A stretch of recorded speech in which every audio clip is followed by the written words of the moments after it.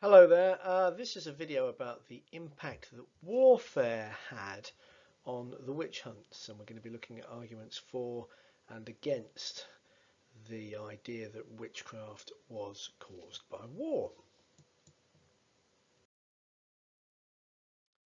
So here's a brief contents page. I'm not going to read through that, but you should be able to click on some different timestamps in the description so you can access these different sections. But briefly, we're going to be looking at the arguments on both sides before drawing some conclusions at the end.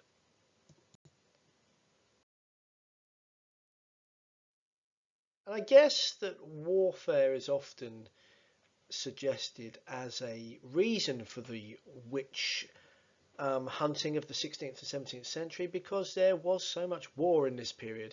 Wars caused by all of these things: dynastic rivalries, territorial disputes, religious disputes after the Reformation, civil wars, or even sometimes a sort of big old mash-up of all of the reasons above. Now, you don't need to know all of these, but these are some of the main conflicts that Europe suffered from during this period. Really, the one that we're going to concentrate most on today is the 30 Years' War between 1618 and 1648. That was one of these wars that started off being about one reason and then sort of pulled in a lot of the others. But what's interesting about this war and what's important is that it really devastated many of the German-speaking states in the Holy Roman Empire, and that's of course the centre of the worst witch hunts. So some historians have thought, well, you've had this terrible conflict, you've had terrible witch hunting in the same area, therefore there must be a connection. We will explore that. And the other thing to be aware of is that there were certain civil wars in this period as well, which also provide us with some good examples about how important warfare was in witchcraft cases.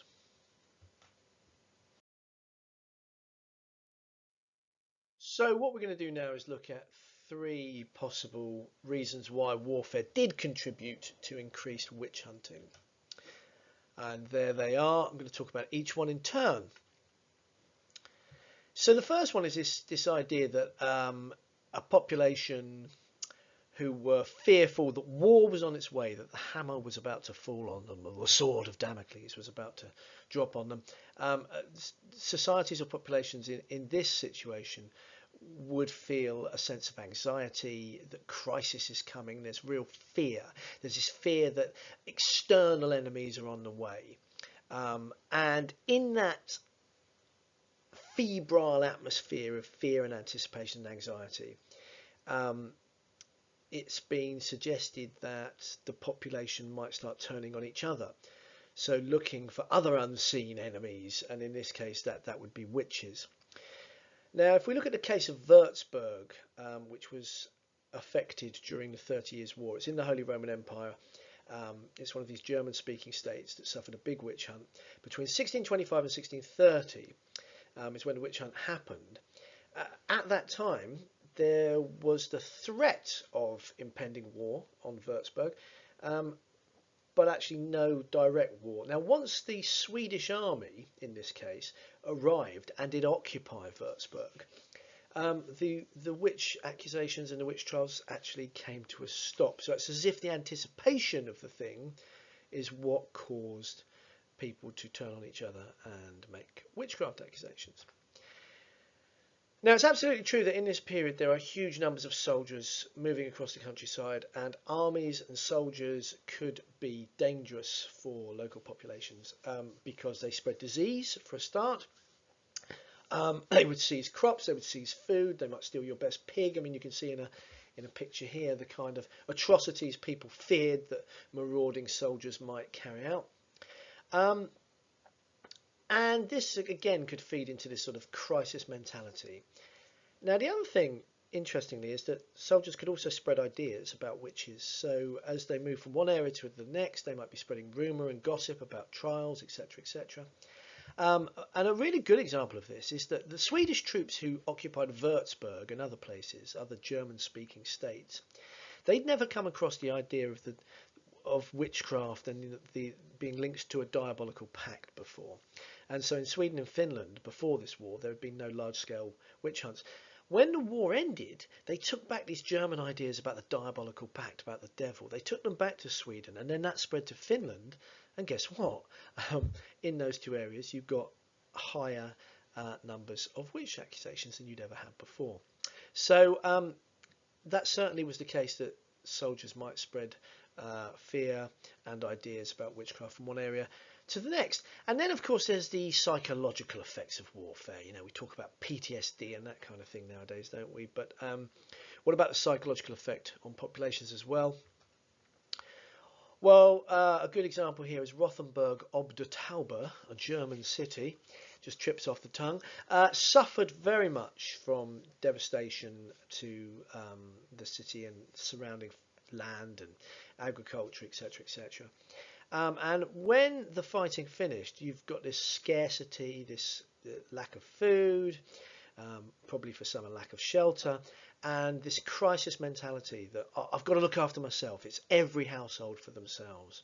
And in that situation, those bonds between neighbours, those community relations, things like charity, start to break down.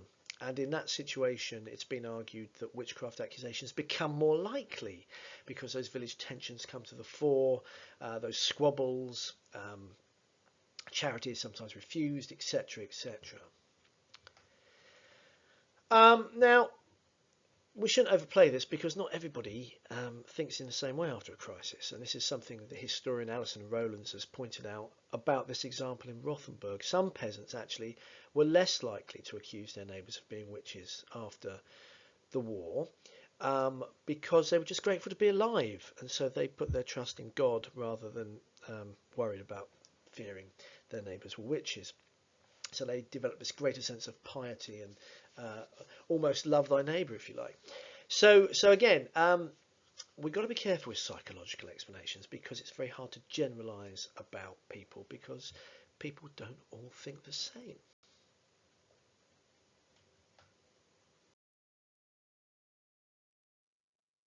So it'd be a good idea now to look at 3 different mini case studies to see how you could come up with some examples to show how witchcraft accusations were partly caused by warfare. We're going to look at Würzburg, the East Anglian witch hunt in England, and the Salem witch hunts in Massachusetts in North America. Okay, so in Würzburg, which we've already mentioned, 5-year witch hunt, 900 executions in a very small area, so one of the most severe witch hunts in Europe. The population were living under this threat that soldiers were going to arrive, that war was on its way, and this was like the final straw for them. They're already tense and anxious in Würzburg because of other earlier problems. They'd had outbreaks of plague, they'd had rapidly rising inflation, poor harvests caused by bad weather, so the price of food goes up, which is inflation, and they'd actually had another earlier witch hunt before the really big one in 1625. So this is an example of war really creating this atmosphere of panic and distrust, and on top of other earlier crises helping to cause more witchcraft accusations. East Anglia is a different kettle of fish altogether. War plays a part, but in a very different way. Really good to have this up your sleeve. So there were 100 executions for witchcraft, roundabout at least, in those 2 years. So it was England's worst ever witch hunt. There's a separate video on this on Matthew Hopkins and the East Anglian witch hunts. It's one of our big case studies, so make sure you watch that. But in a nutshell, this witch hunt went on against the background of the English Civil War, where the king was fighting Parliament. And in East Anglia, there's a fear that the fighting is gonna come to East Anglia.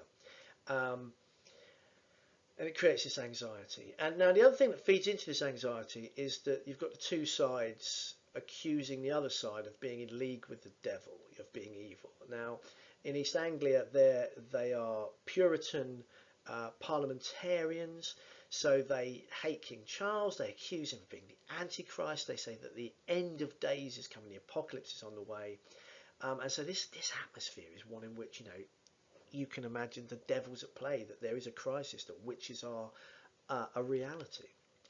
But that on its own was not enough to cause the witch panic. What actually caused it, and here's how war played a part, was that the fighting that was going on meant that the judges from the assize system, this central court system that used judges who were based in London, it broke down. These assize judges would travel around the country, and what they normally did is they were sensible, well-trained men, and if there were accusations of witchcraft, they normally didn't take it too seriously.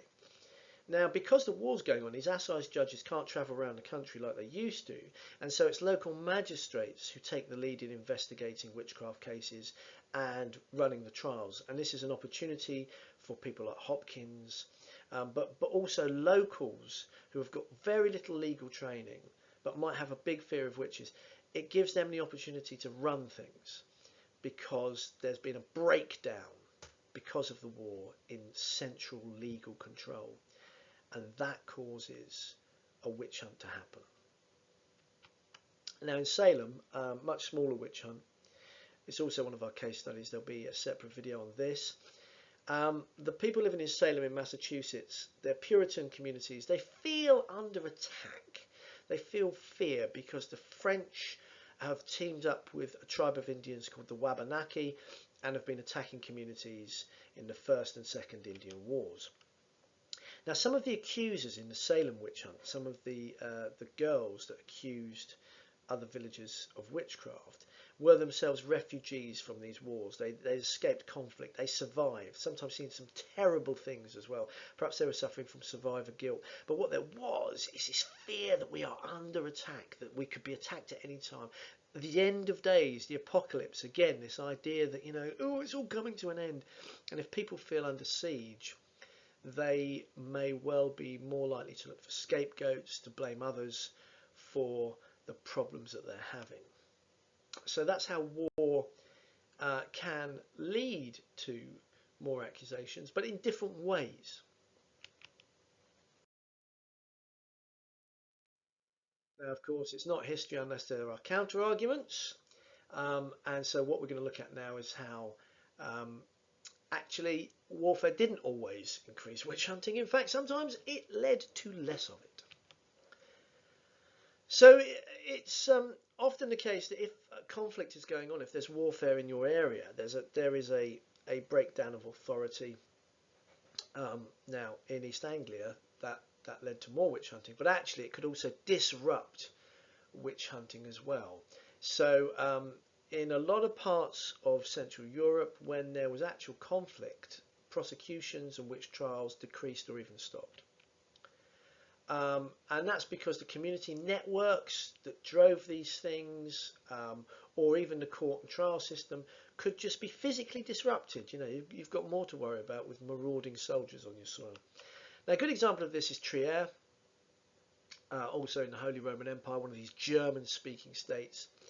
It ended its witchcraft persecutions in the early 1630s, and that's because there was an outbreak of warfare in that area that actually disrupted those people. It disrupted the local communities who were actually driving some of the accusations of witchcraft. So war could actually put a stop to it.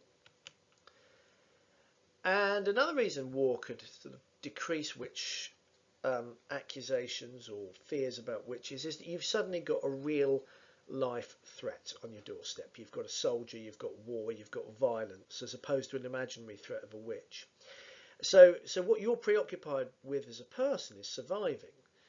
Having enough food, escaping the violence, looking after your daughters, making sure your house isn't burned down.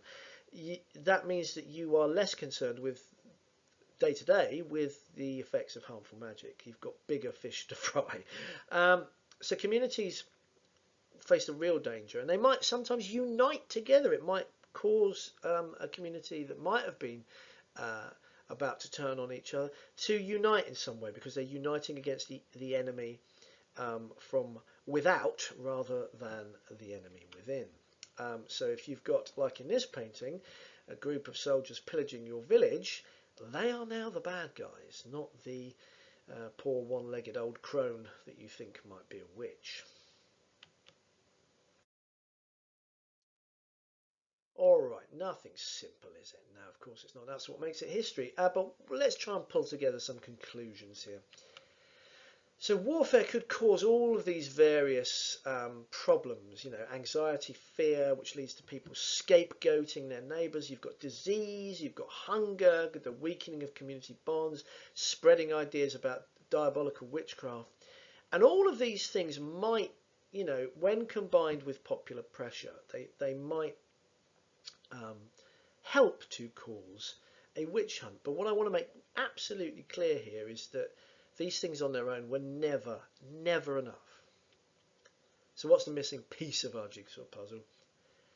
Well, Alison Rowland sums this up brilliantly. She says the crucial factor dictating whether witch hunts would occur was the willingness of judicial elites, so legal elites, those local magistrates, to acquiesce, to agree to those communal demands for trials. So you might have popular pressure from the people in the village or the city for a witch hunt because of war, but you have to have those people in charge of the legal system go along with this. Now, what would make those elites worry about witchcraft and deal with it as a serious crime? Well, we're back to this idea, our old favourite, of the diabolical pact. This is what made those judicial elites, those learned elites, worry about witchcraft. They'd never worried about it in the Middle Ages because they didn't think it was a threat to Christian society driven by the devil. So this is the missing piece of the jigsaw puzzle. Without this, war has no big enough single effect on causing witchcraft accusations. So you need that. So warfare is sometimes an indirect cause. It can create this crisis mentality, but also in areas of actual fighting that could stop a witch hunt. So therefore, at best, I think what we can say is warfare at most was a contributory rather than sufficient factor in creating conditions for a witch hunt. In other words, it sometimes contributed, but on its own it would never be enough. And I hope that is clear.